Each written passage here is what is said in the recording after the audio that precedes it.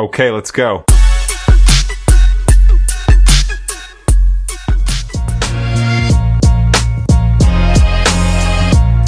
Hej og velkommen til den her podcast. Vi befinder os i Central i Amsterdam lige nu, og vi er Dunja, Tilde, Anne og Simon. Og lige nu er vi i hjertet af Amsterdam, hvor der ligger en meget gammel kirke, som hedder Øjle Kirke.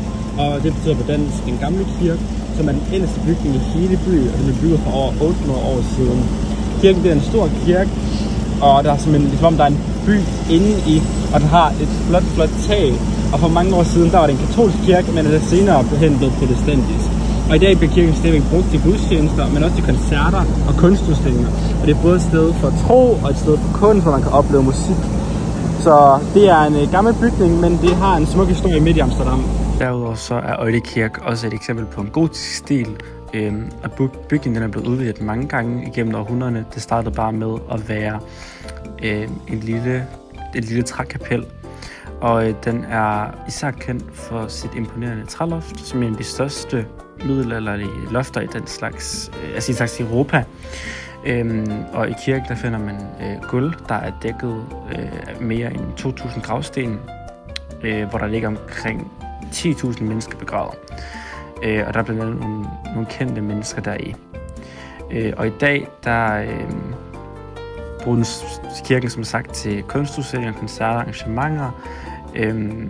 Og det er et sted, hvor man kan opleve Amsterdams middelalderlige historie og nutidens moderne kultur. Og på den måde er Øjle Kirke blevet et symbol på byens udvikling og fra en middelalderlig handelsby til moderne metropol. Nu er vi kommet til de dansende huse. Og nu vil vi fortælle lidt om de dansende huse. I Amsterdam kan man se nogle meget sjove og skæve huse langs kanalerne. De bliver kaldt de dansende huse, fordi de ligner, at de står og danser side om side. De dansende huse er smalle, høje og farverige. Dengang de blev bygget, skulle man betale skat, efter hvor bred huset var ud mod gaden. Derfor gjorde folk husene meget smalle, men til gengæld meget høje og dybe. Amsterdam er meget kendt for deres skæve, smalle huse. De dansende huse blev bygget i 1600-tallet på lange træpæle. Over tiden har nogle af pælene forskubbet sig, hvilket har fået husene til at hælde sig. Nogle fremad og andre til siden. Det er det, der har gjort, sådan, at de har fået den der dansende effekt, som om at de sådan hænger fra side til side. Husene er smalle i Amsterdam, fordi man i gamle dage betalte skat efter sådan bredden på huset, og derfor byggede man højt op i stedet for at gøre den brede. Husene blev ofte bygget med en hældning fremad med vilje. Det gjorde det nemlig nemmere at hejse møbler og varer op igennem vinduerne, fordi trapperne indeni de var så smalle og små, så man kunne ikke få møbler derop. Når man også kigger på mange af husene, kan man se en krog øverst, som så var det, der hjalp møblerne komme op og ned. De dansende huse i Amsterdam er blevet et kendt og særligt kendetegn for byen. Det viser, hvordan folk de tænkte sig igennem i gamle dage, og de var gode til at finde smarte løsninger. Selvom det var svært at finde løsninger, så gjorde de det stadig. De byggede også husene på blød jord, og det viser også, hvordan Amsterdam er sådan vokset og blevet en vigtig handelsby. Nu går vi forbi Red Light District, og vi kan se damerne i husene, hvor vi ikke må tage billeder af dem. Nu er vi ved Auschwitz-monumentet.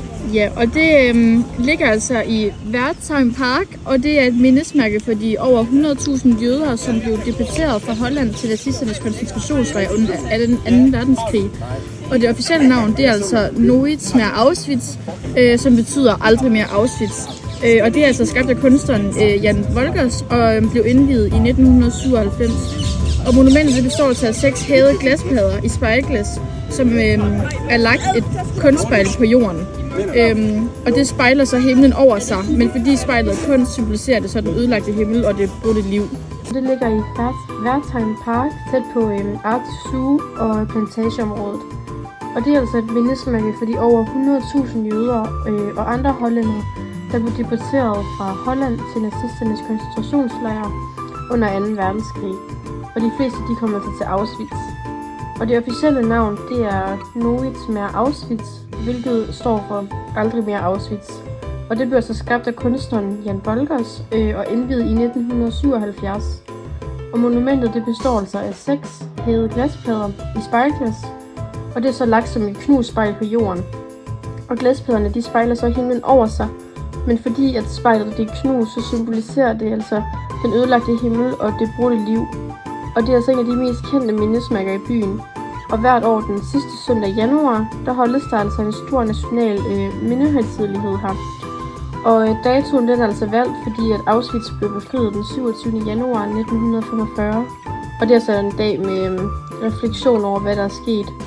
Og i 2021, der fik Holland desuden et nyt holocaust-navnemonument i Plantageområdet med Norit med Auschwitz i Wertheim Park, altså det oprindelige og mest ikoniske monument. I Amsterdam ligger der en flot gammel kirke, som hedder Zuiderkirke. Det betyder Sydkirken. Den blev bygget for mere end 400 år siden, dengang folk red på heste og ikke havde biler. Kirken har et højt tårn med et spir, så man kan se den langvejs fra. Tårnet ligner næsten et stort slotstårn, og når solen skinner, er det rigtig smukt ud. Kirken er en af de ældste kirker i området og fortæller historien om et lille landsbysamfund, der langsomt blev opslugt af den voksende storby. Kirken ligger i det gamle Sloterdijk, som i dag er en del af Amsterdam Vest, men som oprindeligt var en selvstændig landsby omgivet af marker. Den første kirke på stedet blev bygget omkring 1979 og var en romersk-katolsk kirke, dedikeret til Sankt Peter, derefter navnet Petrosirik. Under de voldsomme kampe i 1572, da Nederlandene gjorde oprør mod det spanske styre, blev kirken sat i brand og næsten ødelagt. Efter reformationen blev den overtaget af den protestantiske kirke, og i 1663 blev bygningen genopført i den form, man ser den i dag. Arkitektonisk er kirken et smukt eksempel på hollandsk protestantisk barokstil, enkel og harmonisk i udtrykket. Det gamle tårn stammer dog fra før 1600-tallet og er den ældst bevarede element. Kirken ligger på Soldendammerrik og er omgivet af en lille kirkegård, som stadig er i brug og vidner om områdets lange historie. Selvom Sloterdijk i dag er omgivet af moderne bygninger, motorvej og jernbaner, står Petroske stadigvæk som et fredfyldt historisk centrum midt i det travle Amsterdam. Kirken blev lukket som aktiv menighedskirke i 1968, men den har siden gennemgået flere restaureringer, som både bygning og kirkegården er bevaret som kulturarv.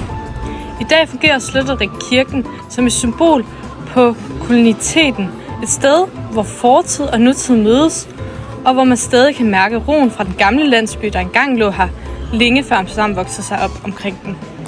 Vi befinder os lige nu ved Royal Palace Amsterdam i midten af Amsterdam. Ja, og det ser altså næsten ud som sådan en kæmpe eventyrslot, men det blev faktisk bygget for mere end 350 år siden. Og dengang så var det altså ikke et slot, men byens rådhus. Og her sad borgmesteren og byrådet og bestemte vigtige ting for alle, der boede i Amsterdam. Og senere blev huset så til et kongeligt palads.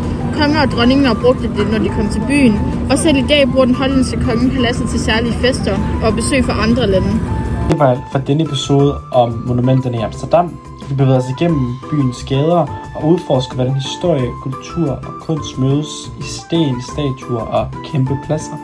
Hvert monument fortæller sin egen historie om sejre og sorg og de mennesker, der har formet byen sammen.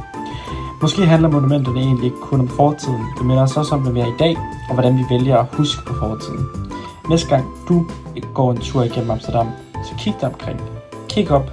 Se, hvordan det ser ud, og hvordan alle de her monumenter gemmer historier. Og de fortæller historierne, hvis man tager sin tid til at lytte. Tak fordi du lyttede med. Vi håber, du har lyst til at gå på opdagelse i Amsterdam på et tidspunkt, og lægge mærke til nogle af de ting, vi har nævnt i den her podcast. Vi ses.